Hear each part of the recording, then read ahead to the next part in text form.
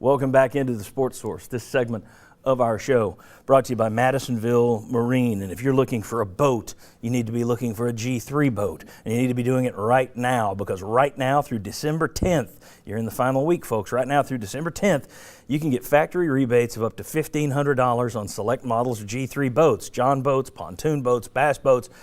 Check out the incredible selection of G3 boats and those factory rebates, and check out the vast array of boats that they have at Madisonville Marine by getting down there, 411 North in Madisonville, or check them out online at madmarine.com. All right, back with Mark, Houston, Isaiah, and Mike, and I wanted to roll a little clip here before we did much more. Higgins at the point with Harris on the bench. He's an excellent passer, Higgins. He can create for people. Almost threw that one away. Gets it back, Hamilton all over, and you got a pick, off-balance shot. Doesn't go. Who's going to get the rebound? Victor throws it up and in at the buzzer. And isn't it fitting? He's been sensational all day, King Victor. He's been sensational all day long. 0.3 seconds remaining. Isaiah Victor, as Dick said, has been the man. That's his 20th point. And it's 66-66. This thing's going to overtime. All right, King Victor. We saw Jerry Green in that shot with you. Big shot. You were on Jerry Green's final team. That was your last team. You've lived in a situation where you had all the turmoil and stuff surrounding the program. From a player's perspective, how difficult is it to set those distractions aside? And remember, you knew those guys you knew your teammates. Right. This group that's over there now, heck, they haven't known their teammates that long either, many of them. How difficult is this Tyndall stuff on them? It's going to be very difficult mentally if they let it get to them. I can remember it bothered us a lot. Everything we went through, like towards the end, there was probably a stretch of maybe 6 or 8 games. It seemed like we started catching a lot of heat when mainly it was on our coach, but I mean, it was a reflection of the whole program. So, yeah, it affected the way we thought a little bit, and we probably shouldn't have thought about it as much, but I mean, again, we were amateurs and younger men that are just trying to find our way through this thing. So they'll be affected some, but if they can tune it out and take the negative energy, turn it into something positive, stay focused, stay together. They probably don't know each other all that well, but at the same time, you know, it's no better time to get to know each other. How much do those distractions carry over once the horn sounds, once you're out there? Not a whole lot, but some players, you know, are different than others. I think it affected, you know, a couple of us a whole lot, and you know, you just never know. But at the end of the day, you know, he's still the leader. He's still there, and depending on what he's saying and what he's doing, how he's treating them, that's going to depend on how well they handle the situation.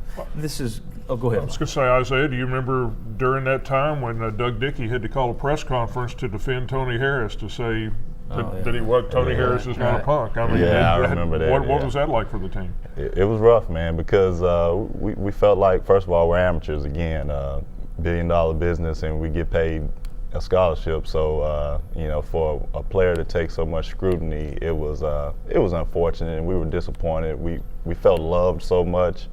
And then it was almost like we're starting to feel hated, and it's like, ho. But, you know, we stood behind him and held his hand, and it was big that Doug Dickey came out and said what he said. It helped the situation a lot, but all in all, it was a rough patch for the team. You guys have been through it on the other side of it as coaches, as staff members. You've seen, it's got to feel like you're in the room and the walls are closing in. Well, I think for this year's team, because Josh and Armani were through the petition stuff of last year, that has an effect on this ball club because they can lead the team and kind of guide them through some of this turbulent time. But as the coaching staff, you see how hard these guys are playing for them. Mm-hmm. I think what happens is when it does start to affect the team, it starts to freeze the personnel, freeze your players, and that effort isn't there. But with this basketball team, they're out there flying around. I think is a great catalyst for Coach Tyndall, that he's still got these guys' ears and he's still helping them grow and develop into a team. Houston, there is you turn on the games, and it's going to be mentioned in every single game. It's constantly out there. Somebody tweeted me yesterday that it doesn't look like anybody's going to show up to watch the dead man coaching instead of dead man walking. There's this sense, I think, in a chunk of the fan base and some of the media who are looking at it and saying he has no chance. The NCAA is going to be the end of him.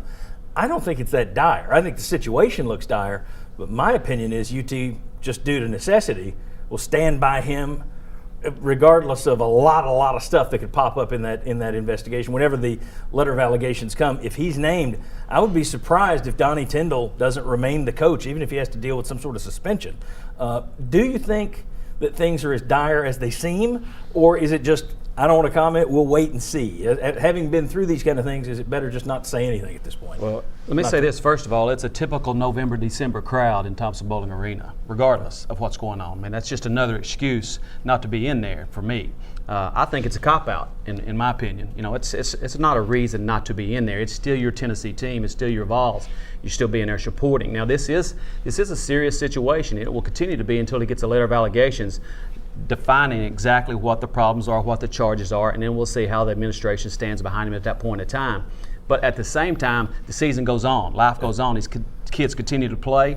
They don't need to be sacrificed because of this. So we need to continue to support this team. It's a team that has an opportunity to do something really, really special, especially based on where they were predicted to be when the season began. Mike, your thoughts on the Tyndall situation and just the mood? Look, I understand fans taking a wait-and-see approach, but at the same time, missed a pretty good victory yesterday if you're not tuning in, not paying attention to it. I think this team could surprise a few teams in the SEC, and I think people are in danger of missing it if they're hiding out because of the Tyndall situation. I think if fans are waiting on a resolution, they're going to miss the whole season because I don't think this is going to happen fast. You got the process that it's got to go through. Now, you remember with in Bruce Pearl's last year, the administration started out supporting him, and then that changed. So this, I agree with you that now they do appear to be supporting him, and it may change. But I just don't think, if you're waiting for this black cloud to go away, you're going to miss the whole year. Yeah. I think he'll get more leeway than Pearl did, because regardless of what they find, because it's after Pearl.